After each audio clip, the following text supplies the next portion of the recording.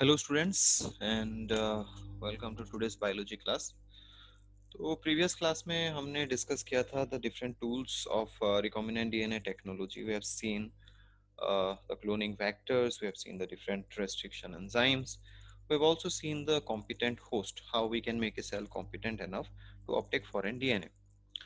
In today's class, we'll be discussing about the process of recombinant DNA technology. Okay, चलो start करते हैं. तो RDNA technology has the following steps. पहले मैं आपको स्टेप्स बता देता हूँ, उसके बाद एक एक करके डिस्कस करेंगे. The first step is isolation of DNA और the genetic material. Now this is that step where you will find कि हम अपना जो डिजायर्ड डीएनए है, जेनेटिक मटेरियल है, उसको आइसोलेट करेंगे हमारे सोर्स ऑर्गेनिज्म से. ठीक है. उसके बाद क्या करेंगे, will cut the DNA. The second step is cutting the DNA at specific locations. We have to cut the DNA at different specific locations by using restriction endonuclease so that we can make a recombinant DNA. Amplification of gene of interest. अब जब हमने उसको डाल दिया है, वो अपने अपना स्पेसिफिक डिजायर्ड डीएनए आइसोलेट कर लिया है, तो कभी कभी क्या होता है कि उसके बहुत सारे हमें कॉपीज बनाने पड़ते हैं for multiple use. So we have to make such amplification. We have to increase the number of that desired DNA, and that is carried out by a method called as PCR. Then we have to insert the rDNA into the host cell or organism. तो जो हमने recombinant DNA बनाया है, उसको फिर हम लोगों को किसी होस्ट सेल या ऑर्गेनिज्म में इंसर्ट करना पड़ेगा टू एक्सप्रेस इट. ठीक है. And the next one is the obtaining of gene product. तो हम जो जीन इंट्रोड्यूस किए हैं फॉरेन सेल में, उसका प्रोडक्ट हम लोग आइसोलेट करेंगे. ठीक है. And the sixth step, it is the downstream processing. तो जब आपने वो अपना प्रोडक्ट आइसोलेट कर लिया, बना लिया है in a bioreactor, general it is carried out in a bioreactor. The problem is this that उसके साथ आप जो रिकॉम्बिनेंट बैक्टीरिया यूज करते हैं, उसमें का भी बहुत सारा प्रोडक्ट उसमें आ जाता है. उसका बाई प्रोडक्ट हो सकता है, वेस्ट मटेरियल हो सकता है, रिमेनिंग सबस्ट्रेट हो सकता है. तो इन सब चीज़ों से हमें अपना जीन प्रोडक्ट को आइसोलेट करना पड़ेगा, उसको प्यूरिफाई करना पड़ेगा, उसको पैकेजिंग करना पड़ेगा, उसका क्वालिटी टेस्ट करना पड़ेगा, तब जाके हम लोग उसको मार्केट में रिलीज कर सकते हैं. तो ये सारे स्टेप्स जो किए जाते हैं after obtaining the gene product, इन सब स्टेप्स को मिला के एक कॉमन टर्मिनोलॉजी यूज किया जाता है, that is called as downstream processing. Okay, so these are the six different steps that you will find in our DNA technology. So let us discuss one by one. We'll start with the first one, which is the isolation of the DNA. Now DNA हम लोग source organism से isolate करेंगे. To isolate the DNA from within the nucleus, the cell boundaries need to be broken to release the macromolecules. तो ये जो cell boundaries है, उनको तोड़ के हम उसका मैक्रोमोलिक्यूल्स रिलीज करते हैं, और वही हम लोग यूज करते हैं. Will use that macromolecule here, which is actually the DNA that we are talking about. यहाँ पे मैक्रोमोलिक्यूल का मतलब है वो डीएनए को रेफर कर रहा है. ठीक है. तो उसको हम लोग फिर निकाल के अपना रिकॉम्बिनेंट डीएनए कैरी आउट कर सकते हैं. This is achieved by lytic enzymes, bye use of lytic enzymes. तो बहुत सारे लाइटिक एंजाइम्स होते हैं जिससे हम लोग सेल को रप्चर कर सकते हैं, सेल मेम्ब्रेन को रप्चर कर सकते हैं, और उससे हमारा डिजायर्ड डीएनए आइसोलेट कर सकते हैं. Now suppose you want to break a bacterial cell, you will use lysozyme. Suppose you want to rupture a plant cell to take out its DNA, then you will use cellulase. Cellulase enzyme इसलिए use करते हैं plant cell में क्योंकि plant cell wall is made up of cellulose. तो plant cell wall को destroy करने के लिए, डिजेनरेट करने के लिए हम लोग सेल्यूलेज एंजाइम यूज करते हैं. सिमिलरली अगर फंगस से आपको डीएनए निकालना है, फंगस सेल को रप्चर करना है, you will use chitinase enzyme. Now fungal cell wall contains chitin, तो to disrupt that we need chitinase enzyme.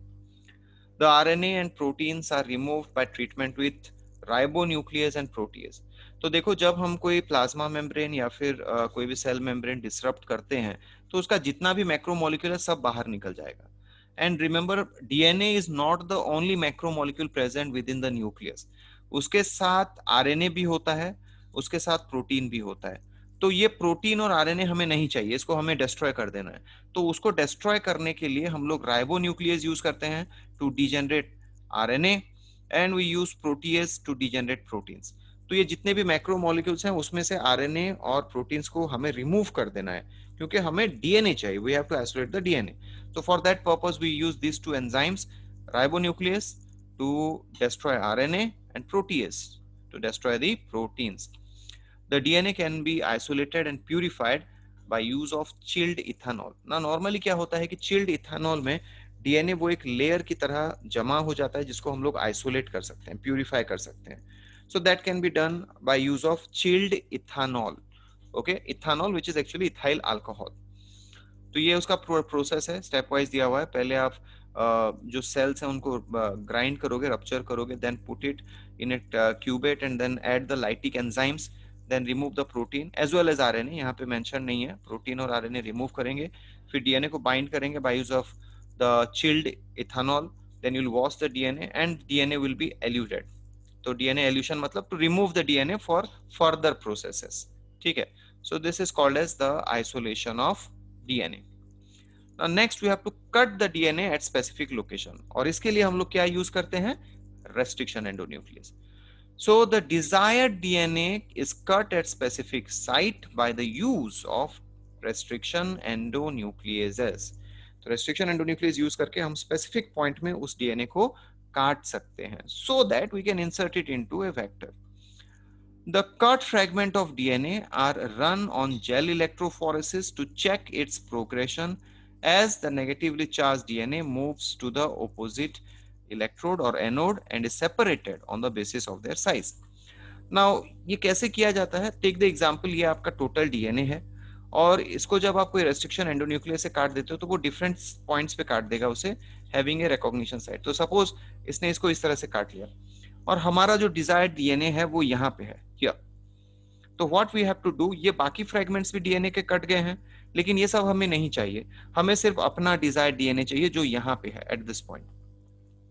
तो व्हाट इज एक्चुअली डन, ये जो कट पीसेस ऑफ डीएनए है, लाइक ये एक डीएनए का पीस हो गया आपका, फिर ये एक पीस हो गया डीएनए का, ये एक छोटा सा पीस हो गया, then this is another piece of DNA, then this is our desired DNA piece and then we have another piece of DNA like this. तो ये सारे पीसेस को जेल इलेक्ट्रोफोरेसिस में रन कर दिया जाता है.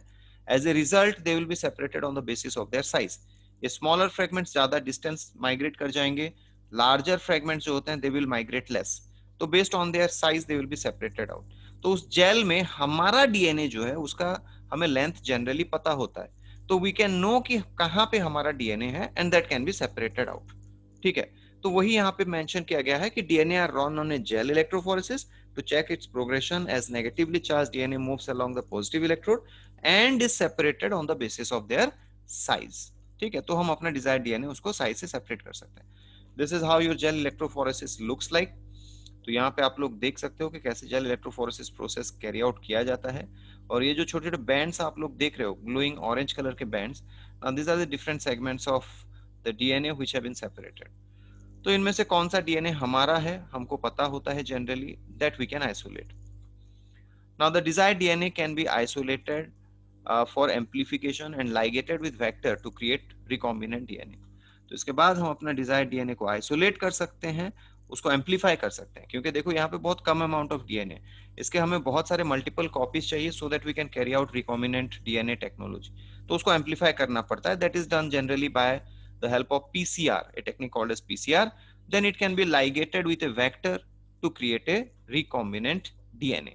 So this is the second step, which is called as cutting of DNA at specific location. In the next class, we will move on to the next process, which is PCR, polymerase chain reaction, which is a process of actually amplification of the DNA. Thank you. Thank you, everyone.